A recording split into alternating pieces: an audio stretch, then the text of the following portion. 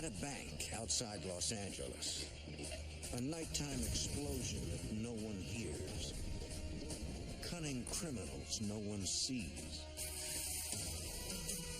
It's the perfect burglary in which cash and bandits vanish without a trace. With little to go on, the FBI must use instinct and determination to solve a case that seems impossible to crack.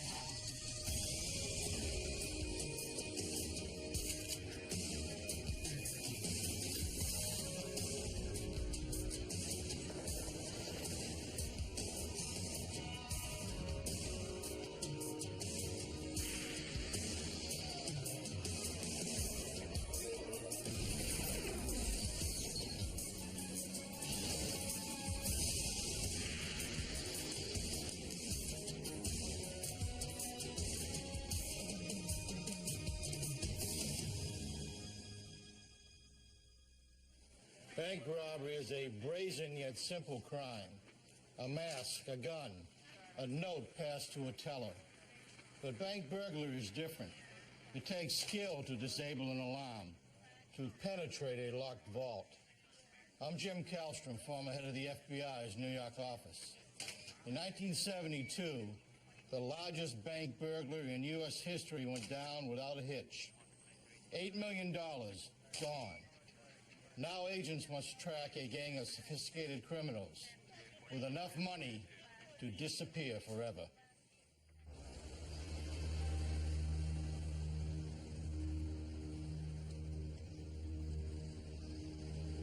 Laguna Niguel, California, March 27th, 1972. It's Monday morning at the United California Bank. Employees prepare to open for business.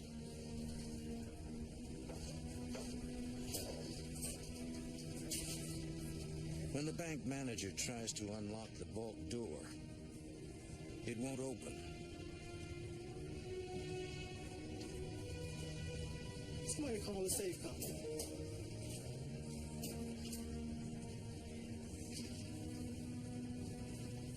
A technician from the vault manufacturer arrives 20 minutes later to check the door's locking system. He works for hours. The combination is right, the tumblers are in place, but unexplainably, even the expert can't get it open. It's not working.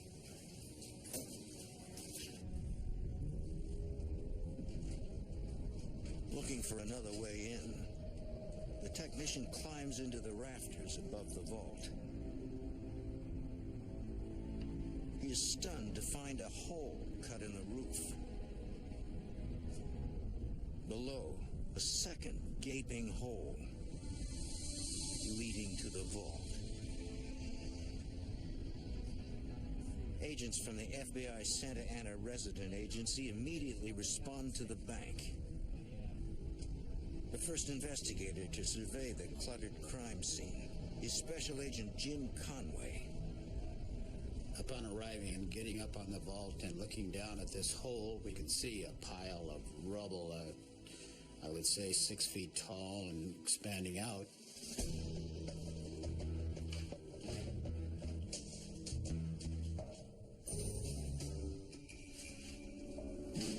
Once inside the vault, the technician discovers a screwdriver jammed into the lock's gears. Agents suspect the thieves wanted to delay the discovery of the crime. The place is a disaster. My first impression was there was going to be a lot of time and effort needed to work this out. It was something we couldn't just plow into because we had a crime scene. We were able to walk in, a few of us, and look around and see what the extent was as best we could determine. But we're walking over watches and rings and valuables and everything else because it was all piled into this big cement mess. The agents begin the arduous task of determining how the burglars entered the seemingly impenetrable vault. They noticed dark soil and pieces of burlap mixed with the cement rubble.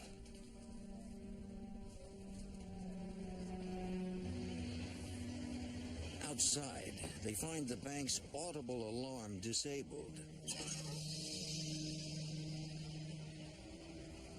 They also find a ladder. Interpreting the clues, investigators piece together the burglars' intricate plan to breach the vault.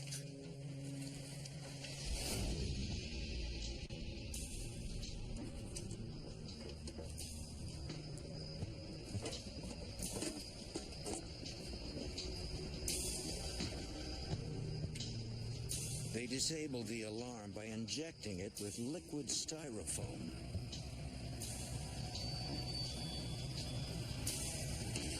It hardened, freezing the clapper in place and rendering the alarm useless.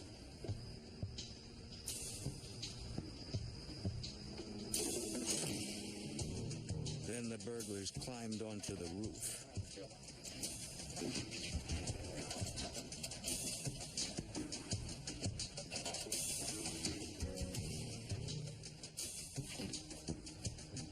Investigators find tape on a rooftop outlet, suggesting the burglars used the bank's electricity. When agents cannot find fingerprints on the tape, they conclude the burglars wore gloves.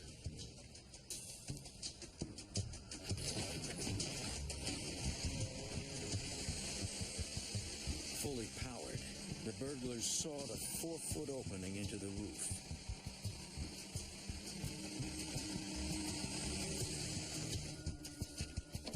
Good. All right, red.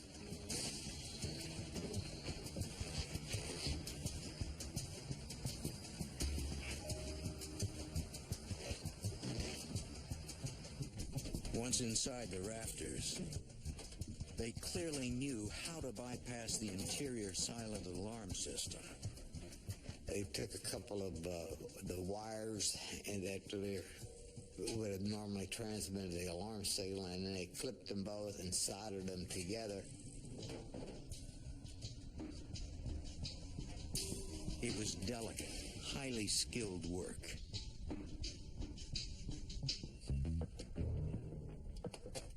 Even with the alarm disabled, 16 inches of steel-reinforced concrete stood between the burglars and the contents of the vault. The only way through, an intensely powerful blast. Agents believe the bandits drilled holes into the cement, then inserted dynamite and electric blasting camps.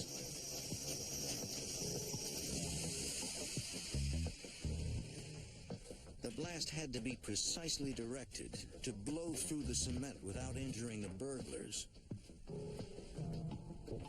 or attracting attention. Agents conclude that the burlap fragments in the soil in the vault indicate that the burglars came prepared.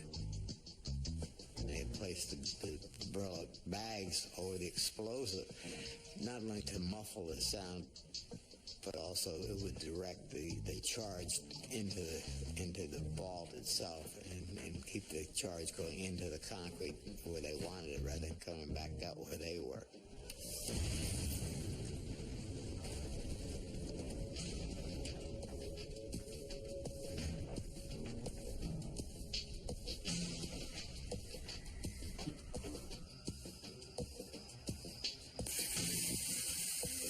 Investigators discover burn marks on the steel rebar that reinforces the cement.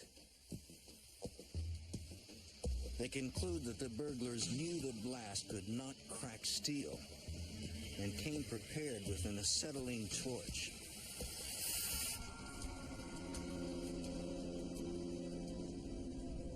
Agents turn their attention to assessing the total loss. Bank officials report $50,000 is missing from cash drawers. But the thieves were not content with the cash. They took the time to break into 458 safe deposit boxes. investigators find tool marks on the locks of the boxes and deduce the burglars used a pointed instrument and a lot of brute force to break them open one by one. They carefully sorted through every item, leaving behind what they didn't want.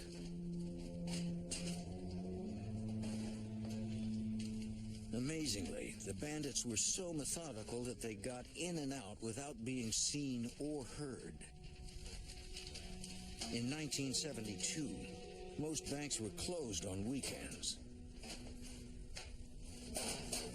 Agents conclude that the suspects took full advantage of that fact.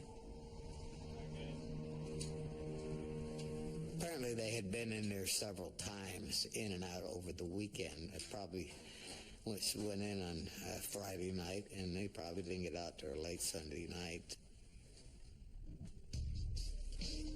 Not only had the burglars pulled off such a lengthy, complex crime, they did it without leaving a single fingerprint.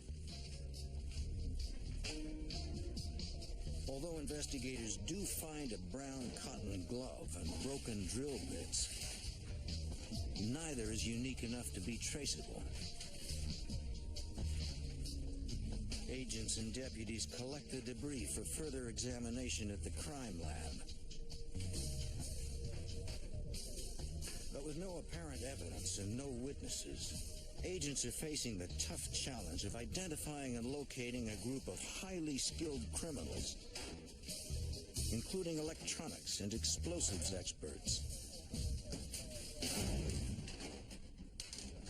Investigators turn their attention to determining the total loss from the safe deposit boxes. It will be extremely difficult since banks do not keep records of their contents. Investigators begin the arduous task of carefully sorting and cataloging every item left in the vault. Then, by interviewing every box holder, agents learn the details of missing jewelry, rare gold coins, and bearer bonds. By a process of elimination, they slowly create a list of the stolen goods. The bank's loss of $50,000 in cash pales by comparison, as the value of the missing items rises to over $8 million. The heist has now become the largest bank burglary in U.S. history. With no physical evidence to go on, investigators hope to develop leads by thinking like the bandits. We felt that they would need oxygen to burn the rebar, and so we canvassed hospitals, oxygen supply places, and things like that. Despite checking every oxygen supplier in the area, agents come up with nothing. We also felt that a drill of some type had to be used, obviously a large one, so we canvassed places to find if anybody had sold or rented a large drill, as we felt it would have to be used. Again, agents go to dozens of equipment shops, checking records during the time surrounding the break-in. But they find no suspicious purchases or rentals. Clearly, the criminals in this case have masterminded and pulled off a nearly perfect heist. With no witnesses, no direct clues, and certainly no suspects, it seems impossible to solve. But the FBI is determined to identify the burglars and find them wherever they are.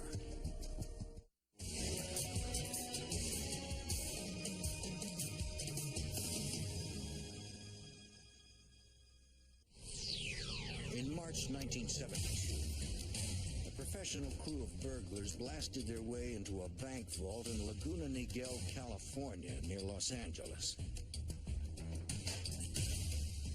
Over a weekend, They emptied hundreds of safe deposit boxes, made off with more than $8 million in cash and valuables, then disappeared without a trace. Agents believe they are an experienced band of criminals. The case is difficult to crack for the small Santa Ana FBI office. Needing more resources, they seek the help of the larger Los Angeles FBI field office. Special Agent Paul Chamberlain supervises the investigation. At the time, it was our conclusion that this was the largest bank burglary in the history of the United States. We went to just about everyone in the office. It was several hundred agents, and that's not a typical response, but it became apparent that the crime was a significant crime. The Santa Ana agents quickly briefed the Los Angeles office on the details. We'd not had a bank burglary like that in recorded history in the Los Angeles division. Burglaries that did occur with banks involved a small effort, and this was a systematic, big-time operation that lasted over 3 days. Since the burglars seem to be highly skilled professionals, yet have not struck Los Angeles before, agents conclude that they're probably from out of town. An agent sends a teletype to all other FBI offices, asking if anyone knows of similar bank burglaries. They get a hit from the Cleveland, Ohio field office, where agents have been investigating similar bank heists, 13 of them, in fact. The description of the California burglary immediately strikes a chord with them, including Special Agent Buddy Nix. We knew from the modus operandi, the MO, the outside alarm had styrofoam spray placed in it to keep the audible alarm from activating. The fact that it was a roof job, the fact that the alarm system had been bypassed were all indications that bank burglary crews in Youngstown very well may have been involved. The Ohio agents believe the 13 Ohio bank heists were committed by the Youngstown Erie Bank Burglary Group, a loose association of criminals tied to organized crime. The California agents were right. These are no small-time crooks. As part of earlier investigations, the Youngstown, Ohio agents have identified nearly 100 men believed to be part of the burglary group. They've collected intelligence on each of them. Agents send the men's names and mugshots to the Los Angeles FBI.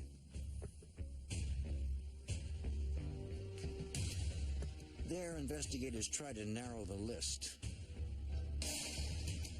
Since the criminals must have traveled to California, agents check airline passenger manifests from around the time of the burglary. Without the benefit of modern computers, it is a time-consuming process done by hand.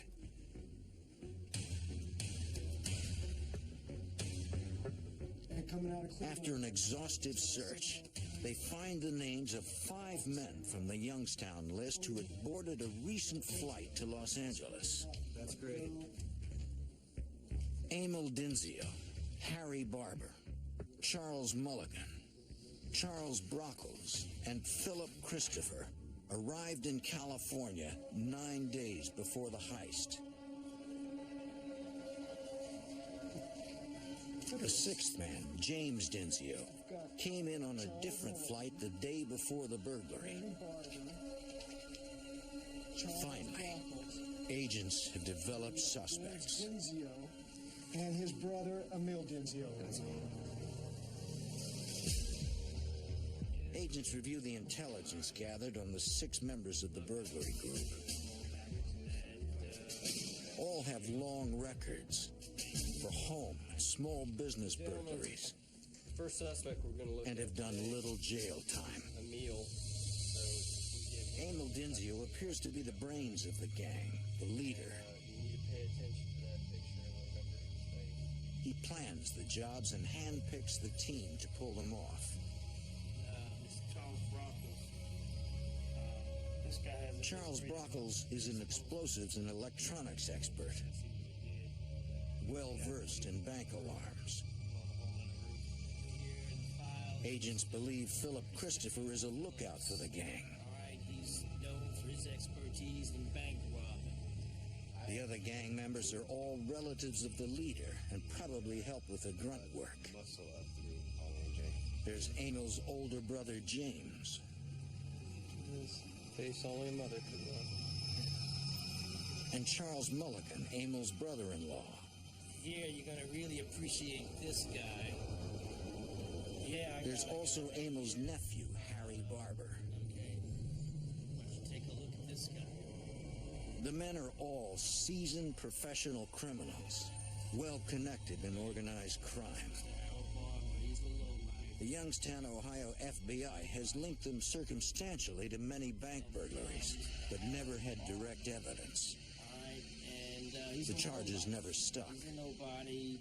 The only information that links the suspects to the crime is that they were all in Los Angeles at the time of the burglary. Agents begin the difficult job of tracking their movements, starting at the airport. We then canvassed and interviewed every cab driver at LAX that was working that day. It was a massive project. If I showed you a couple pictures. Agents spend days interviewing dozens of drivers. It finally pays off. One cab driver recalls taking a group of 5 men to a home in the nearby community of Southgate. He remembers the trip well. The cab driver specifically remembered these folks for two reasons. One, because of the $100 tip, but for the other reason, they were tough, mean-looking guys. Agents get the address from taxi records and decide to go there. But it is a risk. Agents fear that if the suspects find out they're investigating the burglary, they might skip town. They have to take the chance. It is their only lead, according to Special Agent Jim Conway. But we had to interview somebody. We had to get our investigation started, and we were concerned that naturally that the rest of them would be aware that we were at least that close to identifying them. Agents learn that the Southgate house belongs to the Barber family. I don't have any idea. Ronald Barber, the brother of suspect Harry Barber, agrees to an interview but is elusive. We did not have a warrant or anything at that particular time. We had nothing positively to tie him to it. But the more he talked, the more he seemed to know, and the more we were impressed that he knows a whole lot. Ronald Barber claims the 6 men were never at his house. Agents still have no direct evidence. Yet they believe Barber's story may be at least partially true. They note that the house seems too small to accommodate Ronald and 6 other men staying there. Agents conclude that at least some of them likely stayed elsewhere. So agents spread out, checking one hotel after another, starting with those closest to the bank. Special Agent Frank Callie. We figured these fellows were high rollers. They knew they were going to get a big haul, so they were going to stay at a nice place. So we were knocking on the doors of every fine hotel in the L.A. Orange County area. It is more tedious, time-consuming footwork, but they do not give up. Sir, with the FBI? On a hunch, one agent decides to take a different approach. There was an agent who figured that maybe they didn't stay at the best hotels, and he took it upon himself to walk into a truck stop hotel. And lo and behold, he found out that Emil Denzio had stayed there. You're sure? You're positive. Emil Denzio is the leader of the burglary group. But they would have been together, all five. Records show his brother-in-law, Charles Mulligan, also rented a room there around the time of the heist. Agents check Mulligan's registration card and find a license plate number. Denzio. They trace it to the Southgate address of Ronald Barber. Right there. Investigators now have 7 suspects, the 6 from Ohio and the local Ronald Barber. They still have nothing directly linking the men to the crime. But the investigation is finally rolling forward, and the FBI is closing in. Weeks after a well-planned multi-million-dollar bank burglary in Southern California, the FBI identifies 7 suspects. Ringleader Emil Denzio and his brother James Denzio, Charles Mulligan, Philip Christopher, and Charles Brockles, and Harry Barber, his brother Ronald Barber. A notorious gang of professional thieves based in Youngstown, Ohio. Special Agent Paul Chamberlain is convinced the men are responsible, but he has no evidence to prove it. By reference and innuendo, you kind of knew who was involved, but you need to have the evidence in federal court.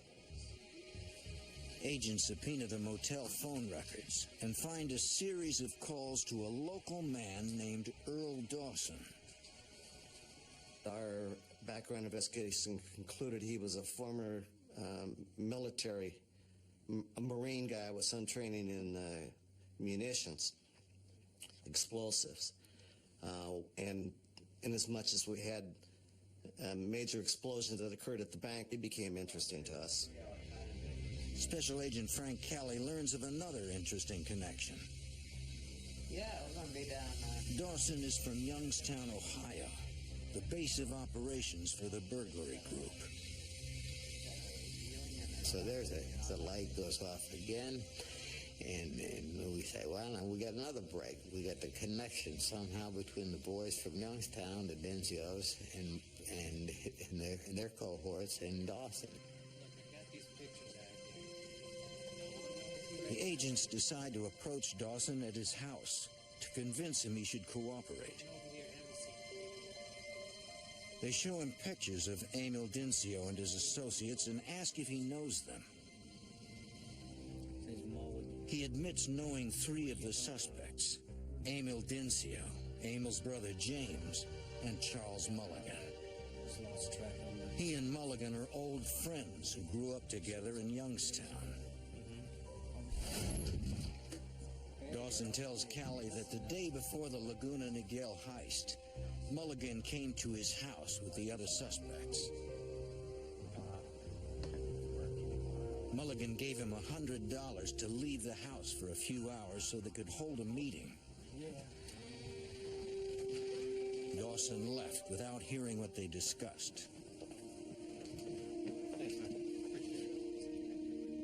But Dawson adds that he does have something the agents might want to see. He shows up the other day.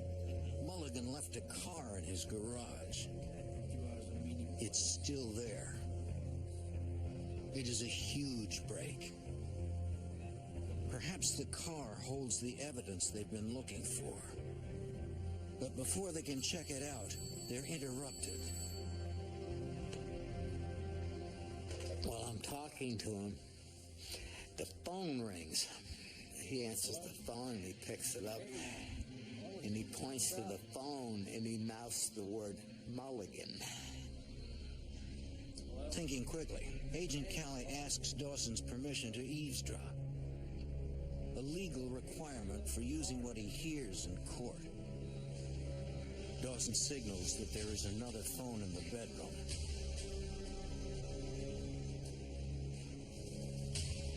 Mulligan comes out and says, has anybody, the FBI been around? Dawson says, no, they're not around.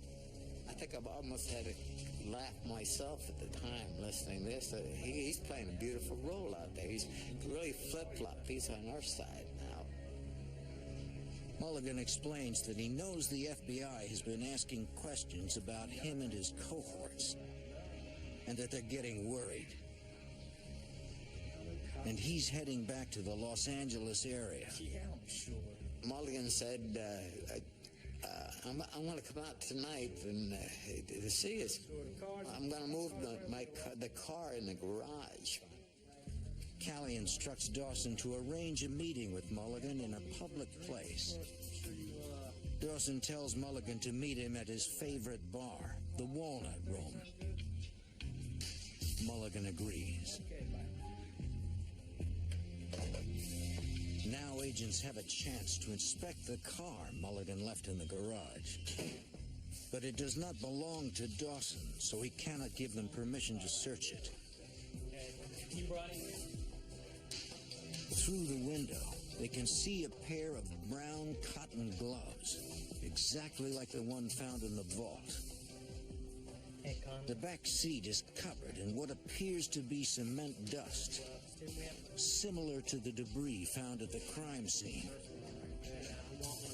It is the probable cause agents need to obtain a search warrant for the car. They also obtain an arrest warrant for Charles Mulligan and set up surveillance at the Walnut Room. Plainclothes agents position themselves inside the bar, not far from Dawson. Dawson introduces Agent Callie to some regulars as a buddy from the Marine Corps. The agents have to look natural while staying sharp. Earl Dawson's safety is their primary concern. We didn't know what was going to happen, so we had to protect Earl. Agents devise a method for Callie and Dawson to communicate. Either one of them can signal the other by simply going to the restroom where they will meet. 3 hours later, Mulligan finally arrives. He appears to be alone and greets his old friend, who tries to get him to talk about the heist. I didn't want to be too close. I was across the bar from him. Earl was talking to him and asking him something about you involved in that deal down in Laguna Niguel. And old Mulligan said, well, what do you think? Unable to hear everything they're saying, Callie heads to the restroom.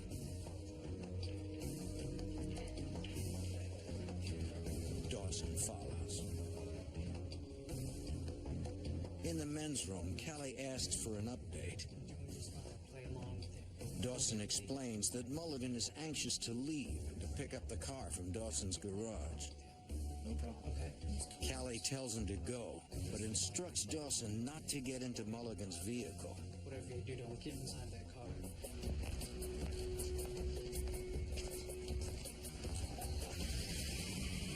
Agents finally make the first arrest in the case. As they take Mulligan into custody, they pretend to arrest Dawson as well to mask his involvement with authorities. Mulligan is charged with bank burglary. He does not resist arrest. But when agents try to question him, he refuses to talk. They hope to find answers in the car he was trying to pick up. Agents return to Dawson's house and search the car in the garage. We found this large motor used as a drill and some other tools that we felt were very much probably the ones that were used in the actual committing of the crime. Agents recover stolen coins, along with drill bits, acetylene torches, hammers, and other items that could have been used for the Laguna Niguel heist. Evidence technicians ship everything to the FBI lab in Washington, D.C. for processing. As examiners take days to analyze the evidence, field agents follow up on more phone records from the motel. One number belongs to a real estate agency in Laguna Niguel, California. A manager shows agents a condo she rented to suspects Ronald and Harry Barber days before the burglary. The Barbers told her they planned to stay 3 months, but left after only 3 weeks. No damage, no problems. She was able to put the day that they got there and the day they left together for us. This is rented to Ronald Barber. The men moved out suddenly on March 27th, the day the crime was discovered. We rented it for 3 months. The manager gives investigators permission to search the condo, which is within sight of the targeted bank.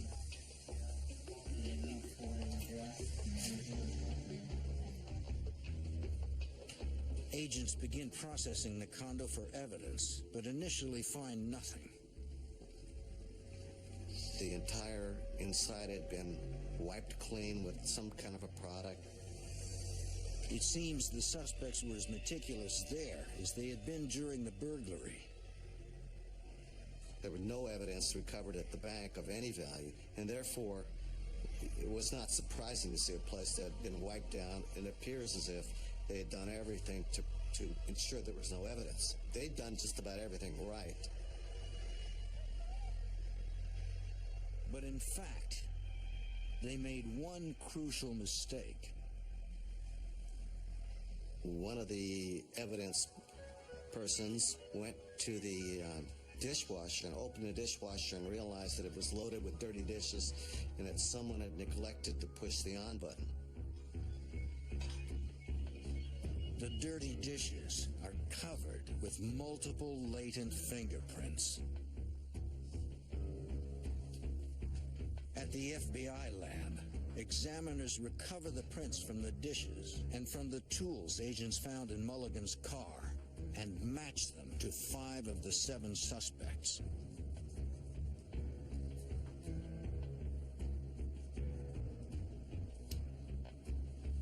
Toolmark experts examine the damage on the safe deposit boxes and compare them to the striking point of a snout-nosed hammer from Mulligan's trunk. They report another match. The FBI's case is gaining momentum with good circumstantial evidence and one. All right. Now agents must find the other 6 and enough evidence to put them away for good.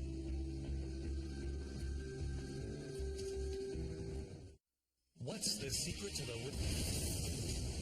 In Southern California, the FBI connects a team of 7 members of an organized crime ring based in Youngstown, Ohio, to a multi-million-dollar bank burglary. When they recover tools used in the heist from the car of suspect Charles Mulligan.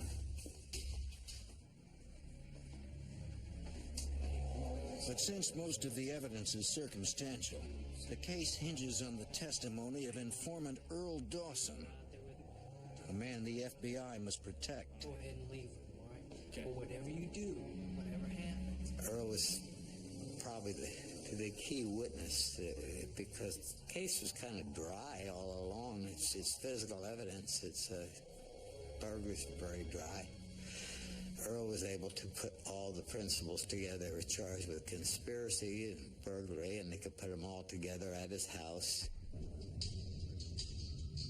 Dawson begins receiving threatening phone calls, pressuring him to keep quiet. The caller insists on a face-to-face meeting to discuss the matter. But the FBI learns the meeting may have a more sinister purpose. We received informant information that a contract was put out on Earl Dawson's life. We're going to come out and attempt to kill Dawson. Agents instruct Dawson to arrange a meeting at his favorite bar, the Walnut Room. but don't tell him about the planned hit. Agents want to confront the men to send a message to the Youngstown crime ring that the FBI is on to them. Agents are confident that they can protect Dawson as long as he stays in a public place. I told him, Earl, don't leave this bar. Whatever you do, don't go any place with this. You don't ever leave that room. You stay right in that bar. As before, if either Dawson or Callie needs to communicate, they will meet in the restroom. The alleged hitmen arrive. Started buying Earl some pretty heavy drinks. Earl was basically a beer drinker, but you could see they were trying to switch him up to stronger drinks.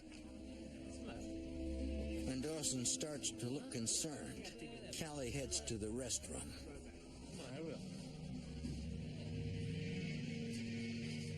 Get him right out of here. Dawson tells the agent he's scared. The hitmen want him to leave with them. I said, Earl, you're not leaving this place with them. Believe me, you're not leaving. Agent Callie tells Dawson to wait in the restroom. Listen, stay right here. I'll be right back to get you. All right. Just stay right here. Okay. Hurry up. The agents finally approach the men. They say they know what they came to do. Time to get out. Let's go. To the hitmen, the message is clear. Stay away from Dawson.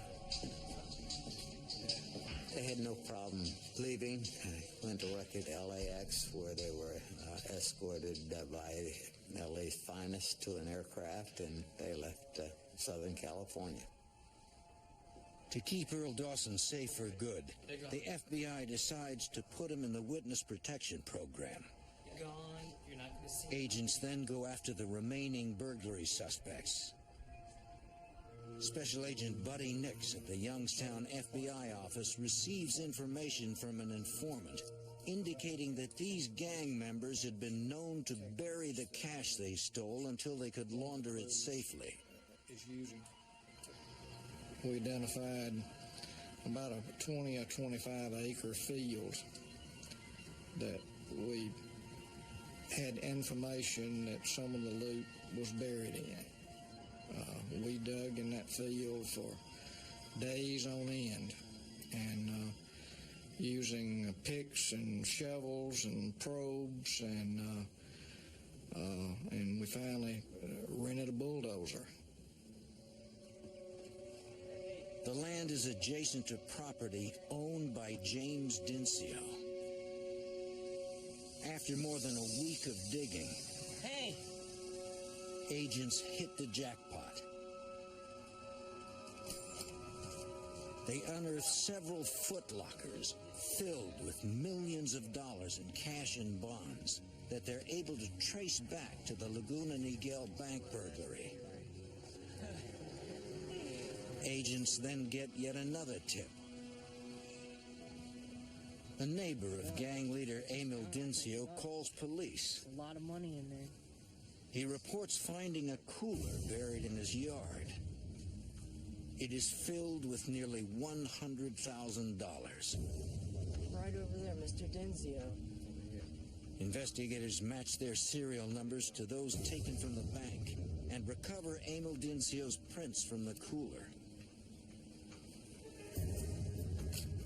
With more direct evidence against the gang, agents begin making arrests. They first go to Ronald Barber's Southgate, California home. They are armed with search warrants. The only person they find is Ronald's mother. The brothers have disappeared. No, I don't. I haven't seen her. All 6 remaining suspects are still at large. 3 months after a multi-million-dollar bank burglary, the FBI has solid evidence against 7 members of an organized crime ring. With only 1 suspect in custody, Charles Mulligan, they set out to arrest the others. Emil Denzio, James Denzio, Charles Brockles, Philip Christopher, Harry Barber, and Ronald Barber. Agents go to Emil Denzio's home near Youngstown, Ohio, and discover he's made no attempt to run. Because of his attitude and his air of arrogance, Mr. Denzio actually believed he was above the law and was the kind of guy that could make things happen his way. When agents arrest Denzio, he is carrying $537 in cash stolen from the Laguna Niguel Bank. Come on, we'll call the... Other gang members are also surprisingly easy to find. Within days, authorities arrest Emil's brother, James Denzio, at an Ohio airport. His carry-on luggage is full of more money from the heist. Agents make their fourth arrest, nabbing Phil Christopher. In his apartment, they discover over $32,000 in stolen cash hidden in his closet. The three men arrogantly maintain their innocence and refuse to cooperate. I got a deal right here. 2 months later, agents nab alarm expert Charles Brockles and get a break. They decide to confront him with what evidence they have and explain they can put him away for decades. They offer him a deal. In exchange for his full cooperation in outlining the burglary group and their crimes, prosecutors will drop all charges against Brockles and place him in the witness protection program. He agrees. Authorities have captured 5 of the 7 suspects. Everyone except the Barber brothers. Authorities extradite them to California and indict them on charges of conspiracy, burglary, and larceny of a federally insured bank.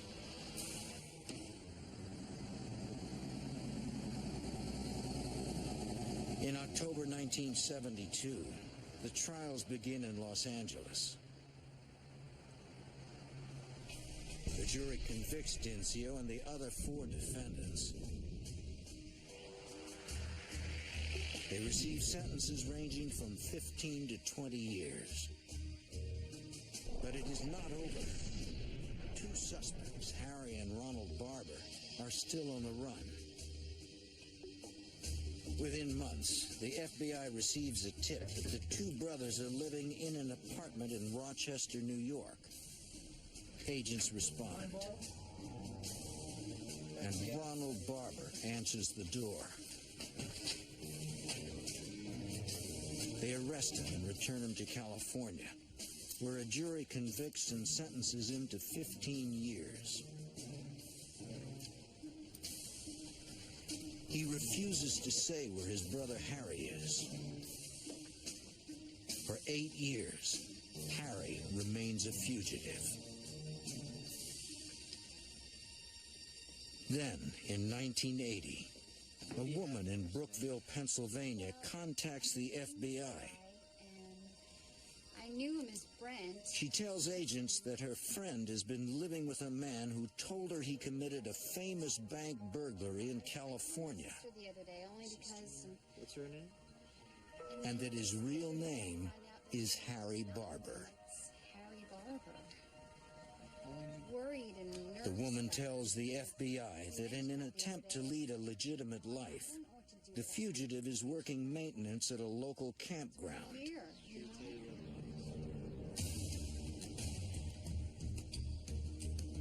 Agents move in and arrest him. Harry Barber? FBI, hands in the air. Shots fired. Harry Barber is convicted and sentenced to 20 years.